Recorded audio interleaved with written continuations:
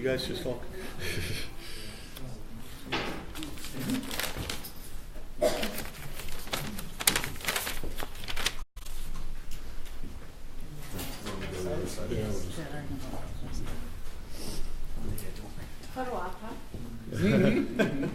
You're on TV, it's good for 15 minutes.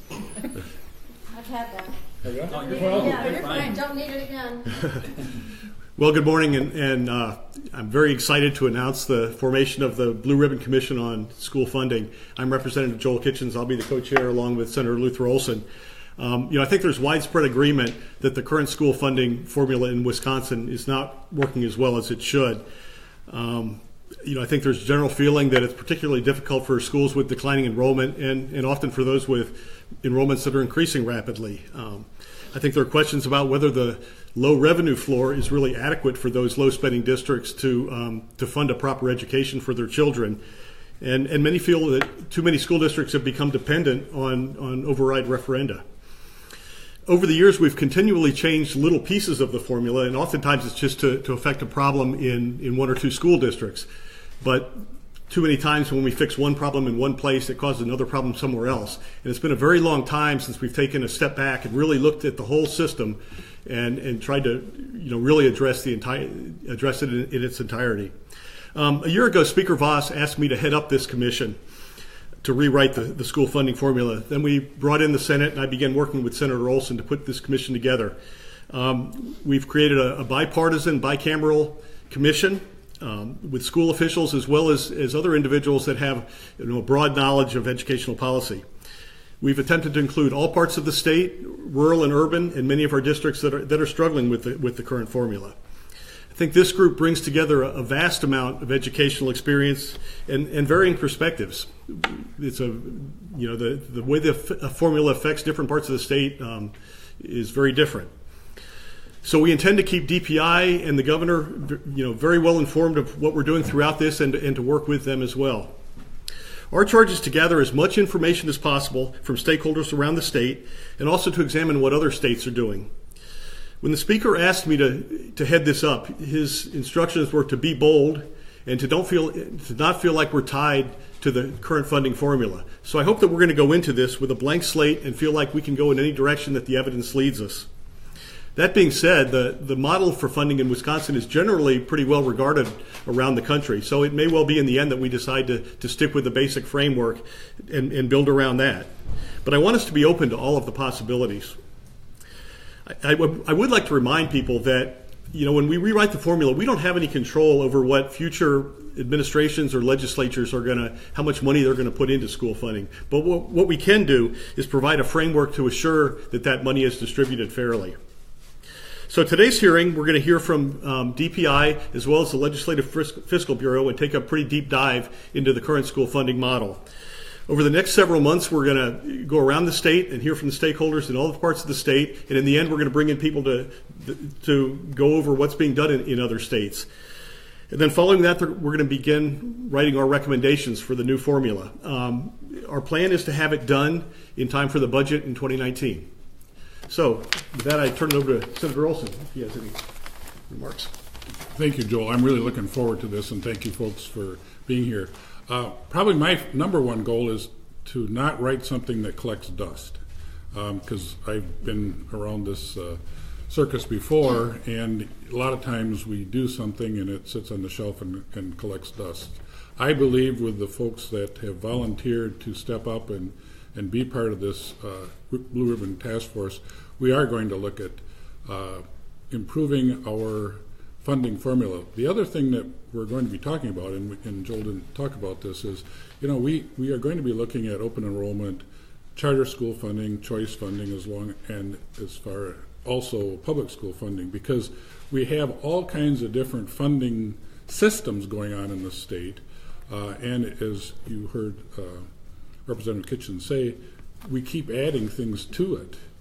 I was at NCSL just this last week, and we had a session on school funding, and another goal that we want to make sure we achieve is not having the state's funding formula the state get sued in court as far as if we are funding schools adequately or equitably and things like that.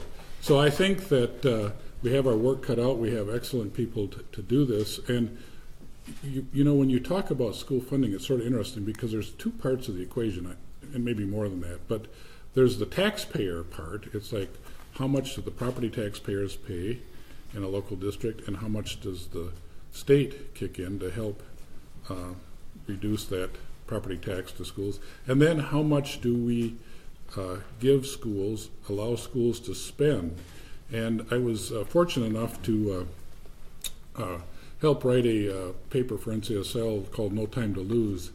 And one of the things that we looked at that other countries that are very, very successful as far as their education system do is they fund to a greater extent higher needs students that that have come to school, and they are more of a challenge to educate, to bring them up to where they need to be, and they just figured out ways to make sure that there's extra money for those folks. Now, that's sort of called a weighting system, and we can look at those things. But as we're starting with a blank sheet of paper, so to say, but the first thing that we're going to do today is we need to understand what we're doing right now. And the briefings that we're going to get today, we're going to, from Fiscal Bureau and DPI, are really going to delve into how do we fund the different parts of education in our state, because it's really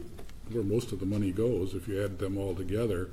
And how can we educate kids to where they need to be and still do it as efficiently as possible. So we have some members here, and I'm not going to put them on the spot too much, but maybe I am, if they'd like to just say anything, or if you've got some questions for them from where their point of view or where they're coming from. I'm sure they're happy to share their thoughts. Does anybody want to say anything? Michelle? Well, good morning. Michelle Langenfeld, Superintendent, Green Bay Area Public Schools. We are very much looking forward to this important conversation. What you can't see are all these children in the state of Wisconsin that rest on the shoulders of us as educators and in our communities. And what we know, and when we have our conversations with our business partners and with our legislators and our parents and our families and our community, is that what we do and how we invest in our children today is predicated on the future of this state. And we really take that very, very seriously. So we are grateful to Speaker Voss, and we are grateful to the task force leaders, Representative Kitchens and Senator Olson, for being able to take the lead. So working in partnership, working in collaboration, we are hopeful and we are anticipating an incredible learning experience. I expect that we will hear from all voices and be able to provide for the state, and the recommendations will come forward representing a vibrant future for the state of Wisconsin and each and every child we serve. So thank you. Hi, I'm Julie Underwood, and I'm a faculty member at the University of Wisconsin-Madison. And I want to thank actually everybody who's here and everybody who had an impact on putting this commission together, because it certainly has been a very long time since this system was overhauled. This is a system that was created in the 70s, and we've been adding things to it so that it meets certain needs, but it becomes more and more complex. And if you think about, there aren't very many things that have lasted and been really, really useful for the future that we created in the 70s. It was a great decade, but not only is there's no time to lose, but it is time to change and look for the future, and certainly look to the future of our state and the children all across the state of Wisconsin. But we really don't start with a blank slate. I'm glad that we're going to think about it as starting with a blank slate and being bold, but we start with the Wisconsin Constitution. And the Wisconsin Constitution says that we have an obligation, the state has an obligation, to provide a uniform system of education for children in the state of Wisconsin. And we hope to make good on that promise. Thanks. Okay, if anyone has any questions? I asked about the blank slate idea. Do you hope at the end of this to come up with something that's revenue neutral, or are you anticipating that there's going to be winners, losers, more money needed at the end of the day? Because it seems like every time we talk about this, it comes down to what's the spreadsheet going to show? How's my district going to come out on this thing? What's kind of your approach to that? You know, I think being realistic politically, it's going to cost money. If half the districts in the state lose on this plan, we will never get it passed. So I think that's the expectation, that there's going to be an investment here in finishing this. Is there a fundamental problem with the funding formula that you guys are trying to address? And if so, what is it? Well, I think I touched on some of the problems with it. I just think there's a general feeling that it does not treat all the districts fairly. That there are, at this time, again, I mentioned the schools with declining enrollment. That they, you know, I don't believe that it's fair to those districts that they receive the help that they need. So I think, I think there's a general consensus that in many different areas, it's just not fair to all of our districts. Do you think there should be changes to how school districts like Milwaukee and Madison are funded? Do you think they'll be affected by the changes that you guys are proposing? Well, they'll certainly be affected, and those being our biggest districts, particularly Milwaukee, we're going to have to look very closely at that. We will all be affected, but Milwaukee is always, of course, going to be a challenge. One of the things that, Dr. Underwood said, this was designed in the 70s. We have more diversity in our state than we did back then. We have more special needs students. We have choice and charter we didn't have back then.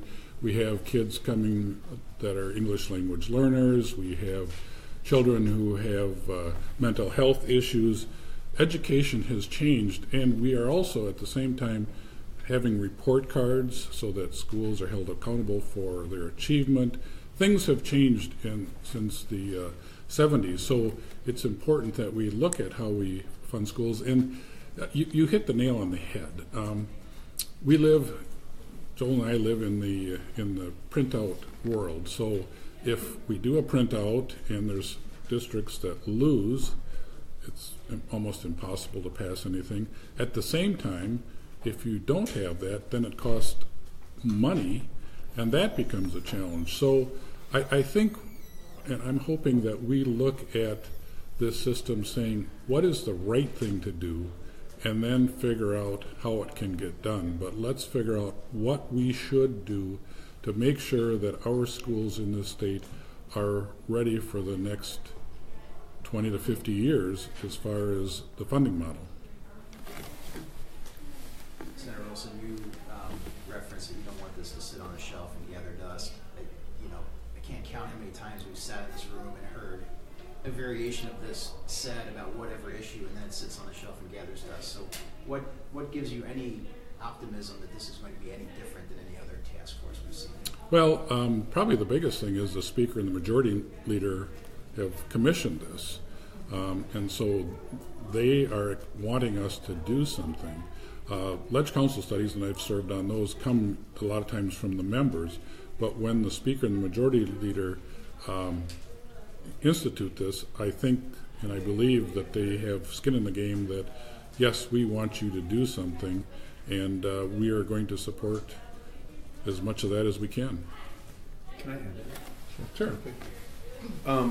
Other than the continual harping on things from the 70s, one of the things I'm excited, because that's me, of course. One of the things that I think needs to be considered here is just the simple fact that we're here today because the entire course of both my personal public education and my career in every role, everyone has harped on the funding formula.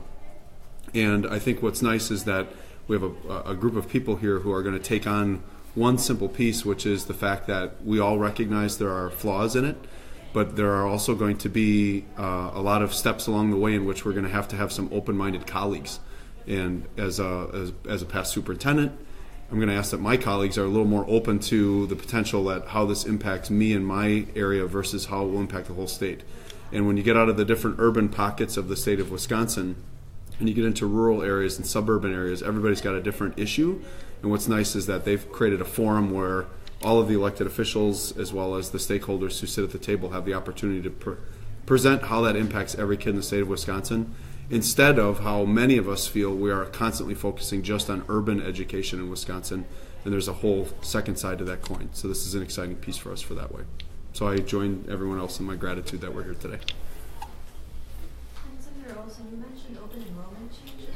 Do you have any idea of what that would look like aside from just increasing the amount of money receiving school districts? Well, I know what open enrollment looks like, but do I have a vision of where we're headed? Honestly, no. I don't have a secret agenda saying, okay, this is what I'm going to drive this committee to do. Because sometimes chairs and co-chairs do that. I don't believe that's Representative Kitchens and my intention at all. We are going to talk about open enrollment and how that fits in the big funding system and how that affects schools, and it'll be on the table for discussion. If we change it or change anything, I don't know, but at least we're trying to look at all the different programs that the state and locals fund schools and how all these programs affect education for the boys and girls in our state. Anyone else? Well, thank you very much for being here. We'll get started. Time to go to work. Thank you.